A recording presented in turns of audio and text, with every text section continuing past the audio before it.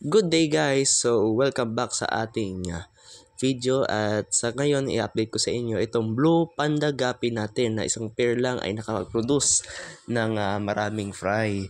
So ngayon mamaya-maya papakita ko sa inyo yung fry nila, pero sa ganito kaliit na mga breeders ay nagbigay ng mga fry sa atin. Tingnan mo, ganda nila oh. Gaganda oh. So ito guys yung mga fry na mga Blue Panda Guppy. Tignan nyo guys, napakaliit lang talaga ng mga fry nila. Pero madami.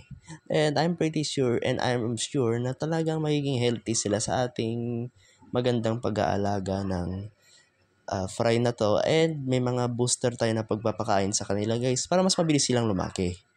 So, pero take note guys, temporary ko lang sila ilalagay dito sa maliit na bottle na to kasi ipaglalagyan tayo sa kanila. At ito yung tab na ipaglalagyan natin sa kanila guys. And papakita ko rin sa inyo yung mabilis na pagpapalaki na isda. Yung sikreto natin kapag wala tayong live foods.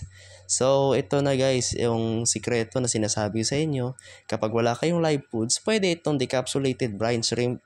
And dahil decapsulated na to, so pwede natin direct feeding sa kanila. Ito na guys, direct feeding na natin sa ating mga fry. So itong mga fry na to guys ay Electric Blue Moscow. Pero sinamahan din natin ng konting ABT. Pero pansamantala lang sila nandyan. Tingnan nyo guys, kinakain nila guys. At tingnan nyo, laki na rin ng Electric Blue Moscow natin for 1 week lang yan ha. Pero ang laki na nila guys. Dahil sa pagpapakain natin ng decapsulated BBS. So nasa ating yellow basket lang po ang decapsulated BBS na yan. So pakainin din natin tong mga breeders natin na ABT, albino blue topaz, itong decapsulated baby brine shrimp.